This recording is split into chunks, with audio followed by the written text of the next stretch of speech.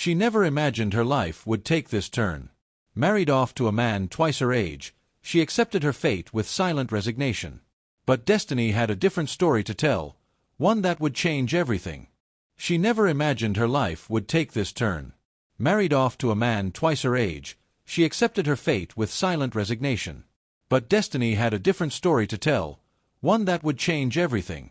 The day of the wedding had arrived like an unwelcome storm. Dressed in a crimson bridal sari, Aisha sat motionless, her hands trembling under the weight of gold bangles. The air around her was thick with the scent of incense and marigolds, suffocating her more than the heavy jewelry adorning her slender frame. Women around her hummed wedding songs, their voices laced with excitement, but Aisha felt none of it. Her father, a man hardened by struggles, had made the decision for her. "He is wealthy. He will take care of you," he had said with finality. There was no room for protest, no space for dreams. Her mother had merely cast her eyes downward, pressing Aisha's hands in silent consolation. As she walked into the grand hall, her groom stood waiting. Rahim, a man well into his 50s, with graying hair and a posture stiff with age. His expression was unreadable, a mixture of pride and indifference. He did not look at her the way a man should look at his bride. Instead, he observed her like one might examine an object of possession. The vows were exchanged, rituals completed, and soon she found herself inside his vast mansion, a house too grand, yet eerily lifeless. Servants bustled about, following commands without question. The furniture was antique, expensive, but there was no warmth, no sign of a family ever having lived there. Her new husband was courteous, but distant. He spoke to her in measured words, treating her more like a guest than a partner. Their conversations were minimal, limited to formal pleasantries. "Did you eat? Do you need anything?" Never once did he ask if she was happy. Perhaps he already knew the answer. Days turned into weeks, and routine became her companion. She would wake up early, perform household duties expected of a wife, and then spend hours alone in the quiet corridors of the mansion. She missed the laughter of her siblings, the gossip of her childhood friends, the simple joys of her former life. One evening, as she sat on the balcony overlooking the garden, she overheard a conversation between two maids. "She looks so lonely," one whispered. "She is too young for this life," the other responded. "Did you hear? He was forced into this marriage too. His family insisted." Aisha's heart skipped a beat. Was Rahim just as unwilling as she was? Did he, too, feel trapped in this arrangement? She had never considered the possibility. That night, as she placed his dinner on the table, she mustered the courage to speak. "Are you happy, Rahim?" He looked up, startled by the question. For a moment he said nothing, only studying her face. Then, with a sigh, he put down his spoon. "Happiness is a luxury, Aisha. We do what is required of us. That is life." His words stung, not because they were unkind, but because they mirrored her own suppressed thoughts. As days passed, she observed him more closely. He was not cruel, not unkind. He provided for her, ensured she was never in need. But there was no companionship, no love. He spent long hours in his study, immersed in work. Even when they shared a meal, silence filled the space between them.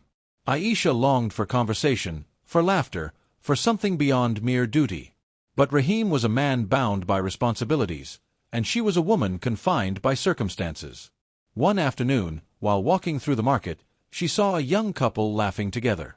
The girl playfully nudged the boy, and he held her hand with ease. Their love was effortless, unburdened. A sharp pang of longing twisted in Aisha's chest. Was this her life now? A wife in name, a companion in silence? That night, she lay awake, staring at the ornate ceiling. Was it too late to dream? To hope for something more? She did not have the answers yet. But one thing was certain. Fate had led her here, and fate was not done with her story just yet. Aisha's life had become a pattern of monotony. Silent meals, long afternoons spent wandering through empty halls, and nights filled with unspoken thoughts. She had resigned herself to this existence, believing that nothing could change. But fate had a way of intervening when least expected. One evening, as she sat by the mansion's open terrace, watching the sky bleed into hues of orange and pink, a commotion arose near the entrance. Curious, She rose from her chair and moved toward the sound of hurried voices. A young man stood at the door, speaking with the housekeeper. His voice carried an urgency, his tone firm yet respectful. "Please tell Rahim, sir, I've arrived with the documents he requested," he said. Aisha watched from a distance, taking in his presence. He was tall, with sharp features and an air of confidence. Unlike the other men who came to meet Rahim, old business associates with dull expressions, this one had an energy about him, something undeniably different. Rahim emerged from his study, nodding in acknowledgement. "Zayan, come in," he said, leading the visitor inside. Aisha turned away, thinking little of the encounter. But later that evening, as she passed the study on her way to the kitchen, she overheard fragments of their conversation. "You've always worked too hard, Rahim," Zayan said with a chuckle. "Life isn't just about numbers and ledgers." Rahim let out a dry laugh. "At my age, there's little else. Age has nothing to do with it. It's about choice." Aisha paused outside the door, her heart strangely unsettled by Zayan's words. Choice, wasn't that what she had been denied? The next day, Zayan returned, this time in the garden with Rahim. As Aisha passed by, their eyes met for a brief moment. He offered a polite smile, nothing more, yet it sent an unfamiliar warmth through her chest. It was rare for anyone to truly see her in this house, where she often felt invisible. Days passed, and Zayan's visits became more frequent. He was Rahim's business associate, but unlike others, he did not treat her presence as insignificant. Each time he entered the house, he acknowledged her with a nod or a brief greeting. It was a small gesture, but it did not go unnoticed. One afternoon, she was tending to the household plants when she heard footsteps approaching. She looked up to see Zayan standing nearby, a curious expression on his face. "You take care of these plants well," he remarked, nodding toward the lush greenery. Aisha hesitated, unaccustomed to conversation. "They're the only living things in this house that respond," she said before she could stop herself. Zayan chuckled. "I imagine silence can be loud in a place like this." She was taken aback by his understanding. Few people ever bothered to see beyond the grandeur of the mansion, to notice the loneliness that lurked within. As the days stretched on, their brief exchanges grew into longer conversations. He spoke of the world outside, bustling streets, lively markets, places filled with laughter and freedom. Aisha listened intently, soaking in every word as if it were a lifeline. One evening, as she stood by the terrace, Zayan approached once more. "Do you ever think about leaving?" he asked suddenly. The question startled her. She looked away, uncertain. "Where would I go?" "Anywhere you choose." Choice. There was that word again. She had spent so long believing she had none. But Zayan's presence was like a whisper from fate, a reminder that perhaps life was not meant to be endured, it was meant to be lived. For the first time since her wedding, she felt something stir within her. A spark, a possibility. But with it came fear, for the path ahead was uncertain, and the heart was a fragile thing to trust. Aisha had spent years accepting her fate, but now, for the first time, she questioned everything. Zayan's words lingered in her mind, weaving through her thoughts like an unshakable melody. Anywhere you choose. The idea of choice was both intoxicating and terrifying. Could she truly decide her own path, or was she bound by the life that had been imposed upon her? She knew she should ignore these thoughts, silence the voice inside her that whispered of possibilities. But every time Zayan entered the house, every time their eyes met in fleeting moments, she felt her carefully constructed walls begin to crack. Rahim remained the same, distant, immersed in his work, fulfilling his role as a husband in name only. He never mistreated her, never raised his voice. But his indifference felt like an invisible chain, keeping her tied to a life that did not belong to her. One evening, as she prepared tea in the vast, silent kitchen, Zayan entered unexpectedly. She startled at first, her hands gripping the porcelain teapot a little too tightly. He noticed her unease and took a step back. "I didn't mean to intrude," he said gently. She forced a polite smile. "It's fine. Would you like some tea?" He hesitated for a moment before nodding. "Only if you join me." Aisha exhaled, conflicted. Everything about this felt dangerous, yet she found herself pouring 2 cups. They sat near the large window overlooking the garden, a soft breeze carrying the scent of blooming jasmine. For a while, they sipped in silence. Then, Zayan spoke. "You don't belong in a cage, Aisha." Her breath caught in her throat. "This is my life," she said, though the words sounded hollow even to her own ears. He studied her, his expression unreadable. "No, this is the life that was chosen for you. But that doesn't mean it's the only one you can live." She turned away, gripping the edge of her cup. "I have responsibilities. I can't just walk away." Zayan leaned forward slightly, his voice firm yet gentle. "Responsibilities to whom?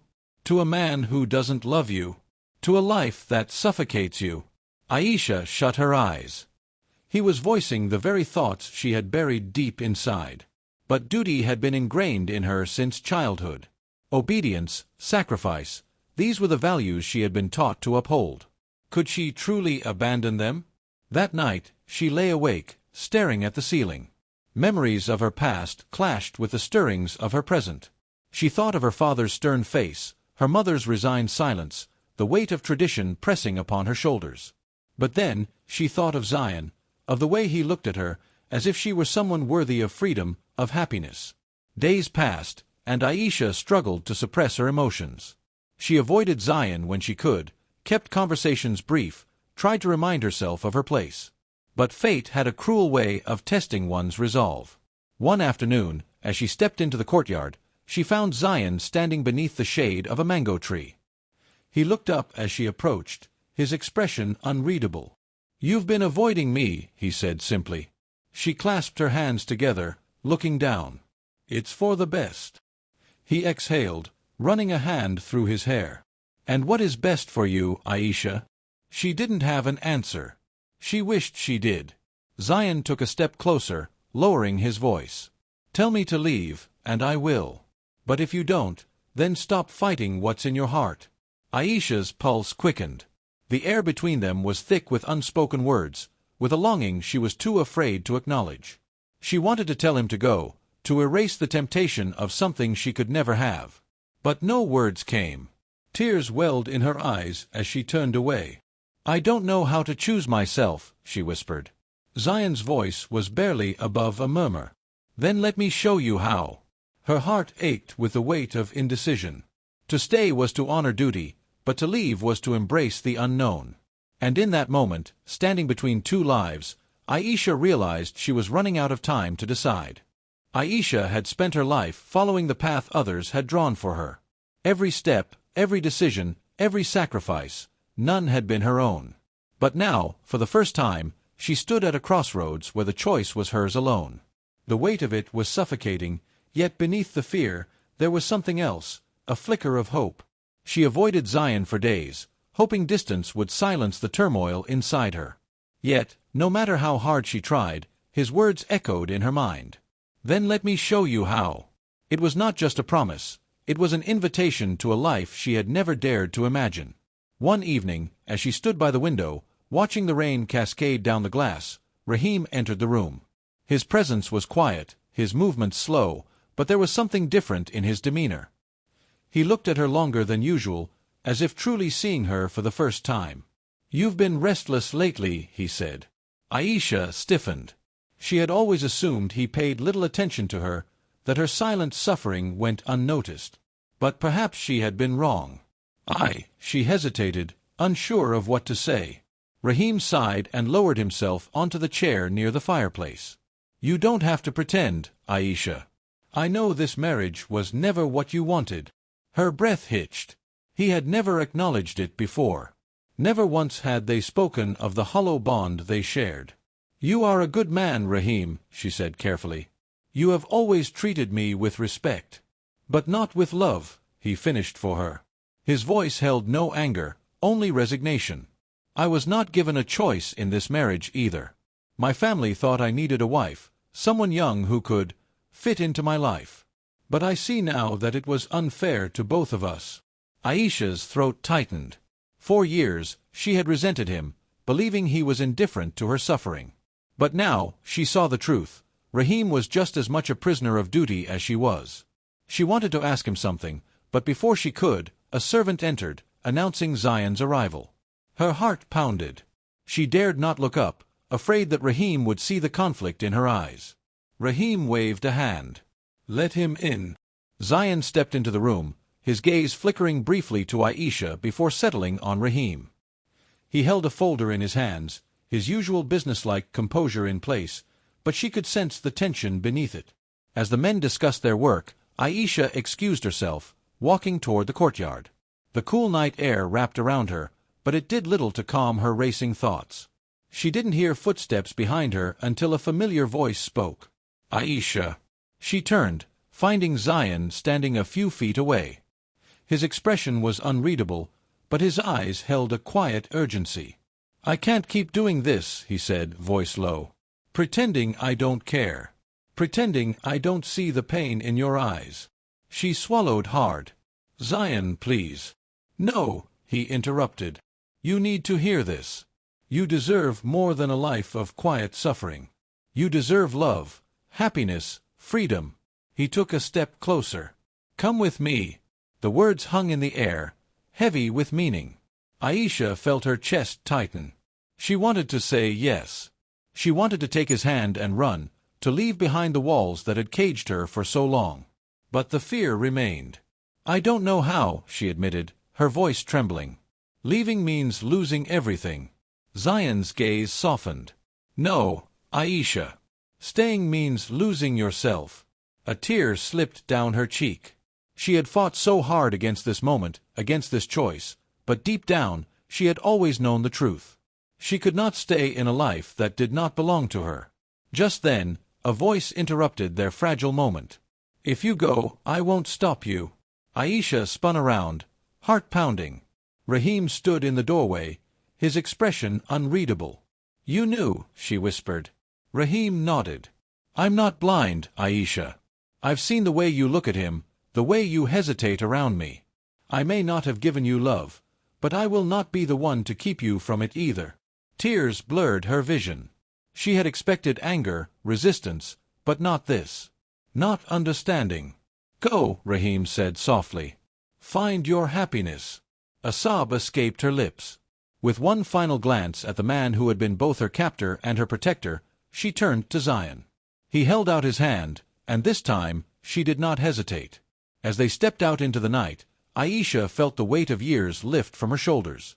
She did not know what the future held, but for the first time, she was choosing it herself. And that, she realized, was the greatest freedom of all.